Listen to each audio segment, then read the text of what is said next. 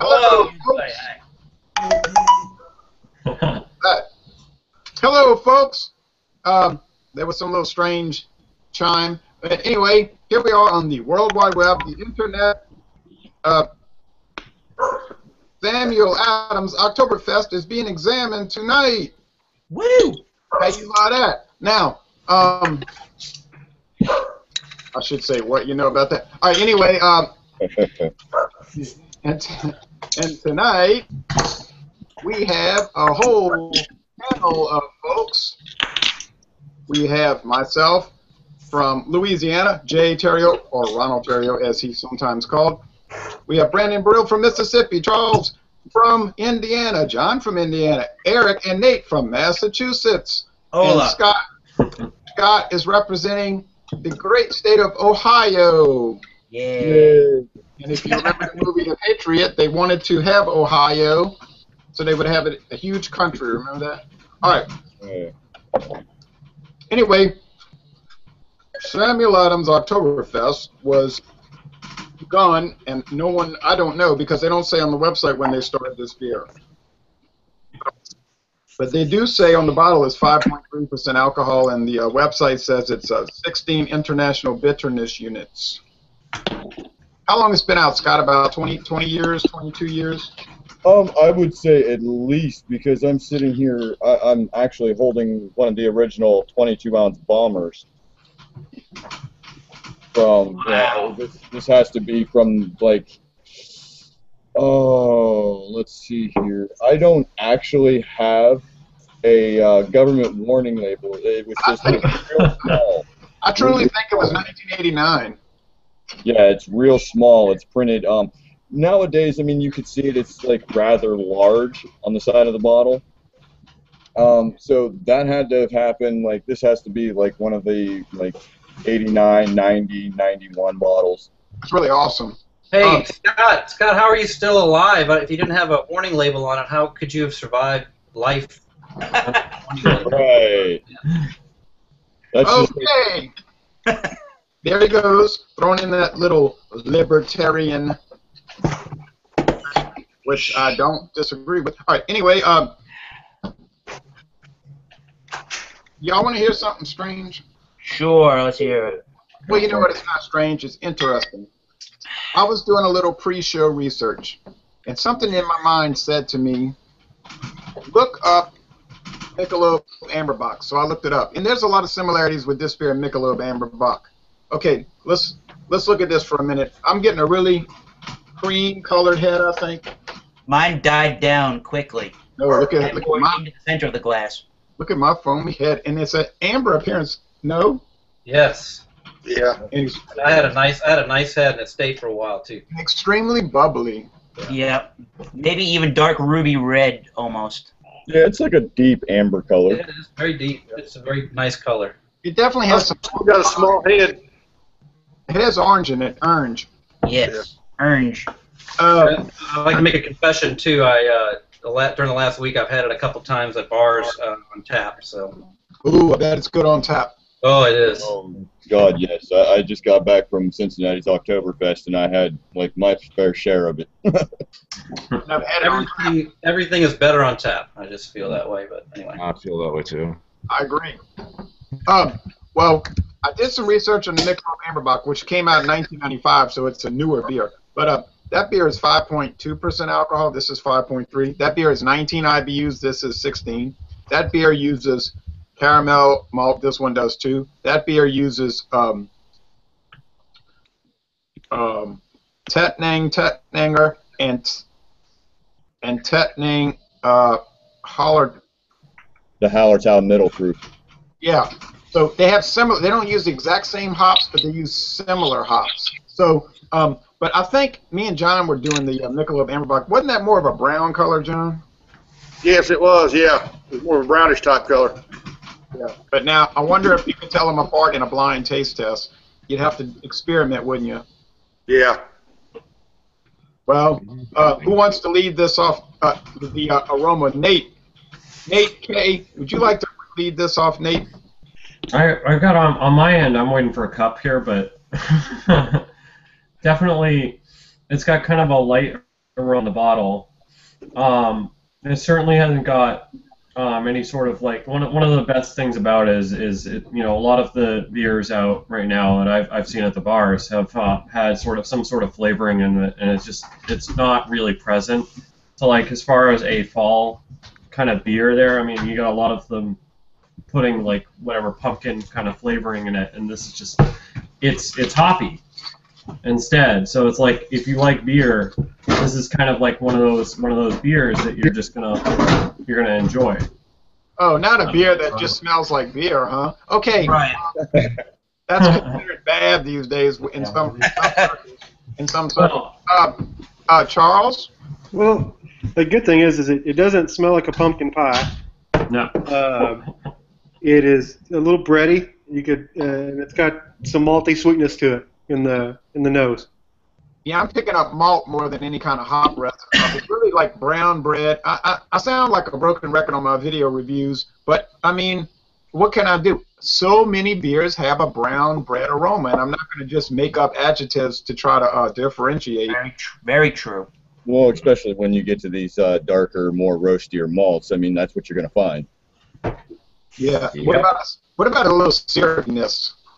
Yeah, I do get a toffee-like sweetness in the nose, big malt, and it does, like you were just saying about the bread, it does have a brown bread crust type of an aroma as well in there. Yeah. Oh, it's got a little bit of citrus. Anybody get that at all? A hint. But not. Sure. But Yeah. not a whole lot. How about somebody giving us the taste deal on this? Who would like to? Scott, you want to go with the taste on? Because I know you're somewhat interested in Samuel Adams beers. Oh, yeah, somewhat. I mean, sure, I can do this. Yeah, right off rip, man. Dang. What you getting? First off, I mean, when you take it in, you're getting a medium to a light mouthfeel. It's not a full-bodied beer. It's very drinkable. The flavor's right off the top of my head.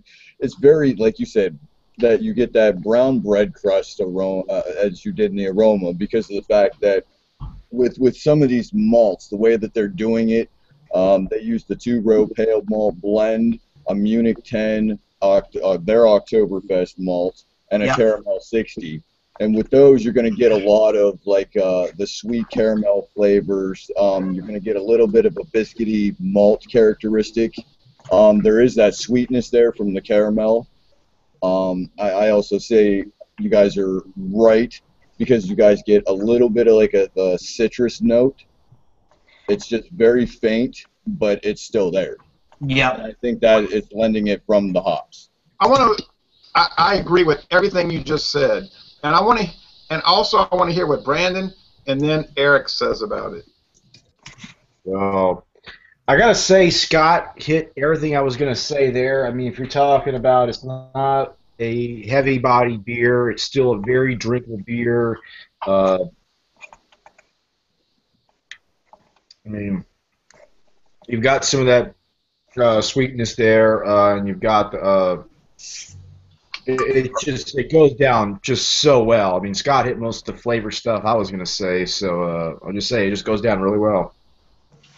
Absolutely. The things that I know about the beer that maybe hasn't really been said yet is, again, like in the nose that I pick up, it has a toffee-like sweetness and a little bit of a toasty graininess. The graininess is there, but it's light. And there is a light fruitiness that I am seeming to notice with a lot of Oktoberfest beers, that there is a fruitiness, but it's very, very light in taste. It's like a dark plum or a raisin maybe, but very, very, very light in the fruitiness. I'll go along with that raisin, and I'll tell you what, I get the raisin in the Doppelbox. Yeah. Definitely. Yeah, this was like, a regular Bock type beer. It's got all those things, but they're low profile. You don't get much alcohol, if any. You're not getting hops. You're getting some maltiness, but it's not that overriding maltiness. You're getting a little syrupiness, a little lemoniness. Now, I wish Samuel Adams would make like a Doppelbock version, you know. Didn't they? Wait, they did with their Imperial series, I correct? think Yeah, so. I think they did. They did a But double buck and they did a triple buck. Never mind.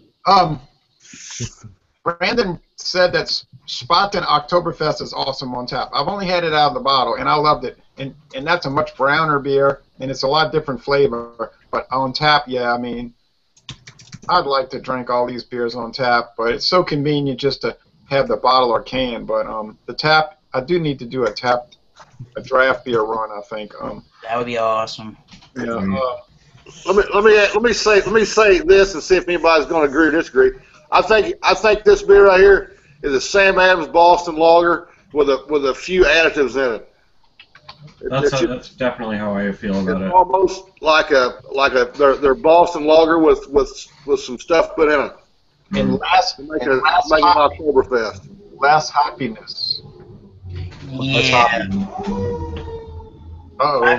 I mean, I think you're gonna find, especially with the particular brand. I mean, maybe not so much in the malts, but you're gonna start to find that a lot of these same ingredients that are being used are contributing to the same base flavors of a lot of these different Sam Adams beers, I think. Right. I would agree with that because of the fact that knowing a lot about how they brew their stuff, I wonder, it's not listed or anything, and I haven't read or seen it in any of their videos. I wonder if they do a krausening with this beer as well, because that would also lend it to the smoothness, the creaminess, and the drinkability. Absolutely. Krausening, huh? Yes, Well, yeah. I didn't. Huh. That's the portion, if you guys don't know. Right, yeah, double fermentation, yeah. Right. Yep. I mean, it's the adding in non-fermented with the fermented. Brandon says, why can't we be like Germany and just mail order beer from the brewery and have it delivered at home? Oh, stupid law. That'd be awesome. I agree with that. You know, I'm thinking, in my mind's being flooded by Oktoberfest beers right now. I'm thinking of Shiner Oktoberfest. I'm thinking of Abita Oktoberfest. I'm thinking of Westfalen's got a good Oktoberfest, I believe. hadn't had that. I'm thinking of Leinenkugel's Oktoberfest. I just reviewed the Goose Island one on my YouTube channel. That was good. I've got one, not tried it yet. I'm kind of waiting to try it. It was One really that good. Jay might have had recently here, the Great Lakes Oktoberfest. Oh man, no. When I was up there in the north, driving through Ohio, I bought Great Lakes, and that was an awesome trip, by the way. But I bought Great Lakes Oliver Perry, whatever it's called. Commodore Perry. Commodore Perry, yeah. Yeah, that was nice. That was the only Great Lakes beer I bought. I bought this lager, but it wasn't very good. It was called Straub, but it was pretty blah. It wasn't good. I hate to say it, and it's mom and pop kind of business. But I mean, I had to call it like I saw it. It was kind of inferior. But anyway, back to this. Man, I'd love to do well. What am I talking about? We have something scheduled for October 6th at a fall beer examination where it's going to be open to just any fall beers. John, you are invited to that. Anybody else can get invited too if they want to do it. Yeah, you sent me an invite. I said I was going. Monday, October 6th. And anybody can show up with any fall beer. Now, the weird fall beer is that one from what's that? It's a wheat beer. It's from I did a review of it. It's made with wheat. It's who's that company in Germany that makes all the wheat beer? You're talking about Eidinger? Eidinger. No. Edinger maybe. Yeah, Edinger Oktoberfest, but it's a wheat beer. That was really strange. That didn't seem to fit the style at all. I mean, I don't know. But these Oktoberfest beers, when you think of Oktoberfest beers, you're thinking of the amber color or the brown color, and the maltiness and the mild alcohol and almost no hops. They're usually very, very crisp, clean, refreshing, and easy to drink because traditionally the Oktoberfest was going on for 16 days in Germany, so it can't be like 16 days of imperial stout kind of a beer. Nobody would get through the second day practically. Right. Pretty much. And Oktoberfest started in 1810. So, but now, And which only held all the Marzen style beers instead of the Oktoberfest, because the Oktoberfest and the Marzen style beers are totally different. Yes. now how are they different? Because they're both kind of dark and they're both kind of the same ABV. Right. They don't have the sweetness. They're more malty. They've got the more of a lighter end to them. The Oktoberfest are more sweeter. The Marzen style is more of a malty or biscuity notes.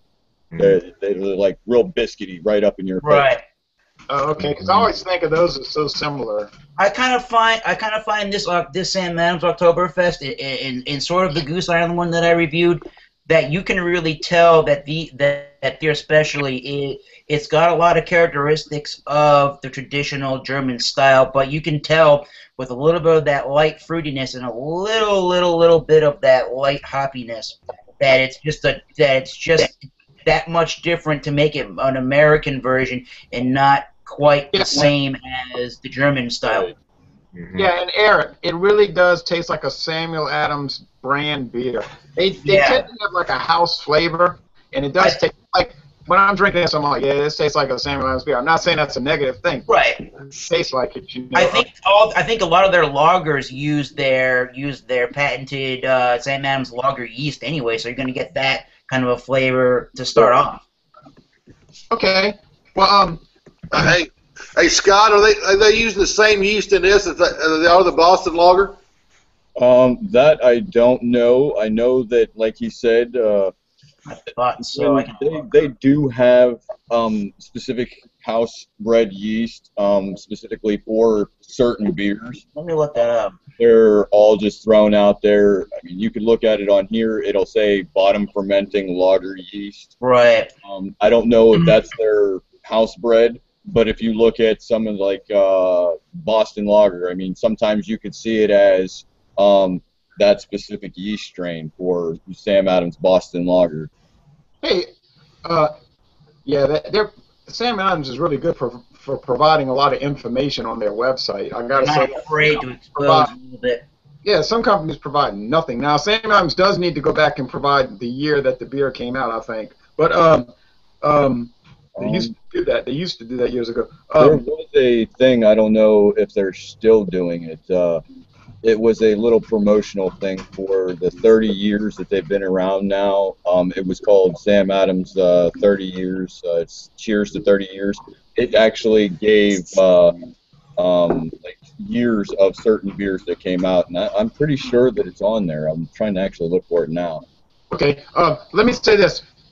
I don't know if any of y'all have ever had Ziegenbock, but I'd like to try this next to Ziegenbock just for curiosity's sake. But anyway, going on. Let's give a final opinion of this beer. My opinion, to me, it's great. I love it. I mean, I've been drinking them out of that fall variety pack, which I bought for $13.97 plus tax. And man, I think it's a great beer. Finally, I got one cheaper than you guys. Oh, dang it. Wow. I've drank them all. This is the last one, and I've really loved it. I've been drinking these Oktoberfest from Samuel Adams for years. I do think they change them a little bit every year. I don't know how, but I do notice differences, or at least I think I do. I could be wrong. I like it. I can say nothing negative about it and only everything positive. So I'm giving it, like Chris Krull, the beer, Krull, the beer man, or the grill master. He used to do beer reviews. He started saying 2 thumbs up. That's what I'm saying. Brandon. I gotta say 2 thumbs up this beer as well. I'm ordering my second one, and I will say this: I wish Samuel Adams Boston Beer would take a page from Spot and Palmer and just release this beer year round. I would drink this beer year round, plain and simple. Yeah, that might take away the magic of it, though. But Charles. Well, Brandon, we can't call it platinum. But No, I think it's a good drinkable beer. I'm enjoying it myself. I think it's better than I have to say. I think it tasted different last year than it does this year. Like Eric said earlier, definitely get some raisins, some caramel, got some toffee in there. It's a good balanced beer for a company that size to make as much beer as they make and make it as consistent as they do. You got to give them 2 thumbs up.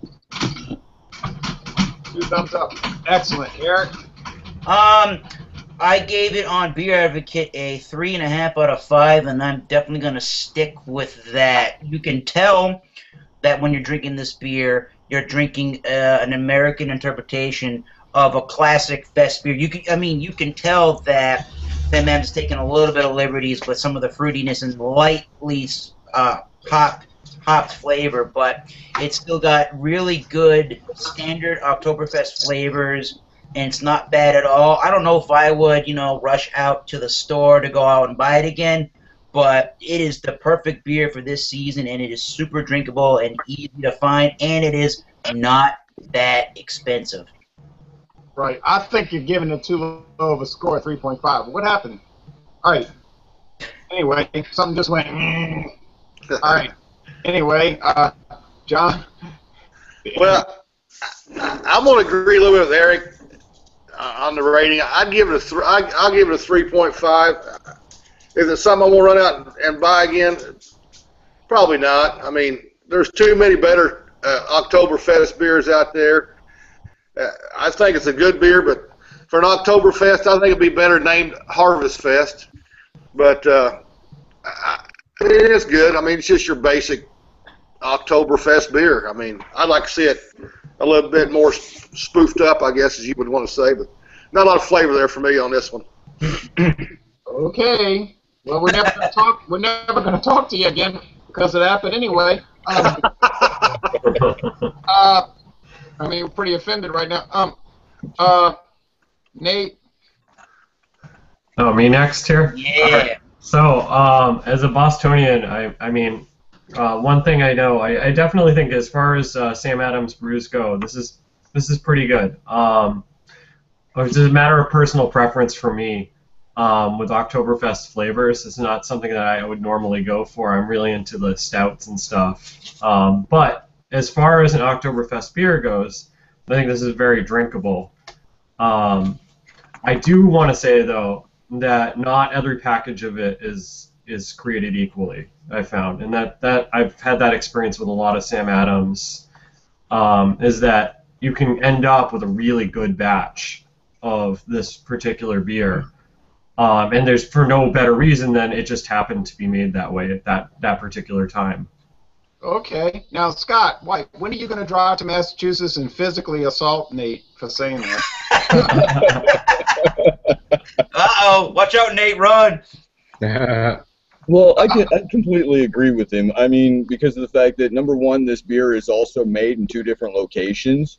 So, therefore, I mean, maybe, certain things get into one of the tanks at PA or in Cincinnati. They could have just had, bad bottles, not cleaned well enough. Okay. Now, Paul, what is your final opinion on this? I'm going to let Paul talk. I think I agree with a little bit with everybody, and that's I think because I had it on tap this week, and I think if I was just judging it on the bottle, I'd probably give it about a B.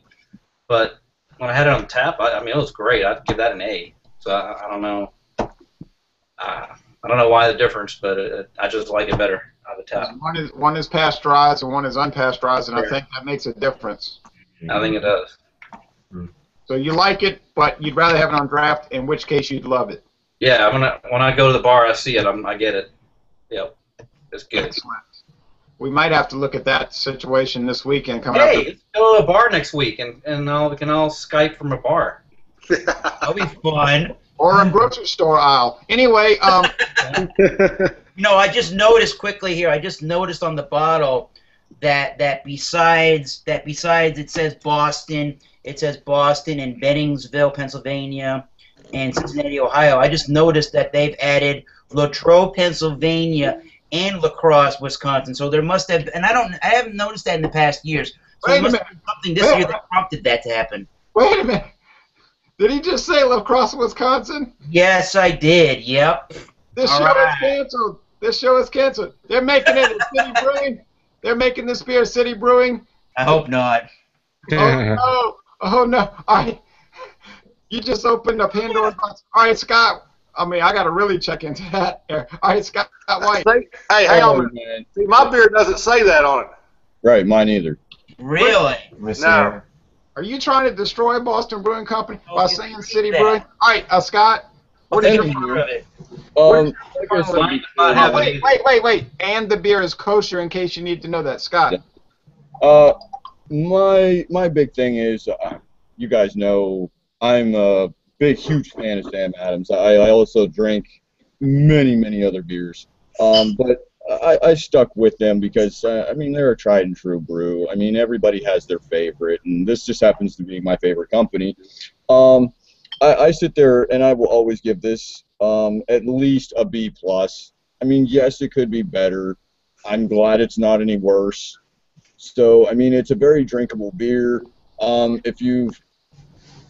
go with Jay. Jay would not remember a lot of these bottles, but I did pick down some of the old style labels. Don't remember that. Go. Next. You remember that. Definitely remember that. And then I didn't like it because they took the man off the bottle. Okay, next.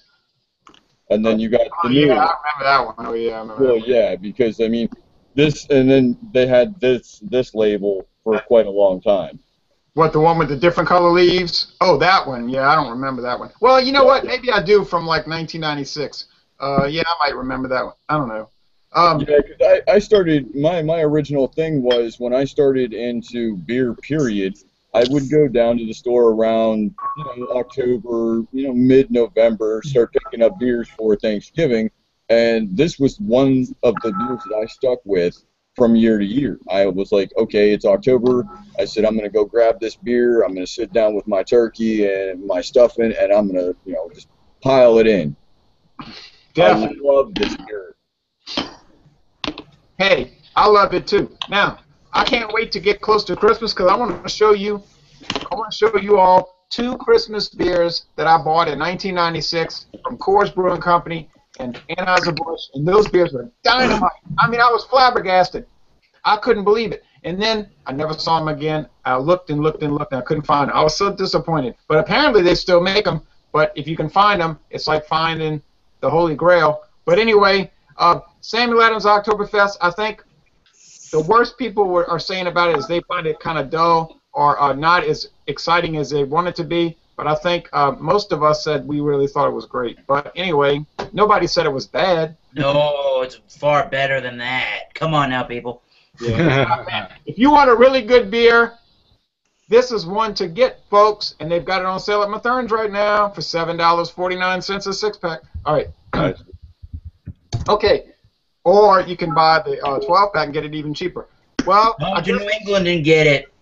or drive all the way to New England, and all you got to do is pay for the gas and the hotel rooms, and you'll save a little bit on the 12-pack. All right, now, and you get to go on a trip. All right, folks, well, thank you for watching this video production, and next week is exciting because it's the first craft beer ever invented, and that is from 1971, Anchor Steam beer. All right. I said it correctly, 1971. I know I'm going to catch flack, but I know what I'm talking about. All right, thank you, folks, for watching this video production. Cheers.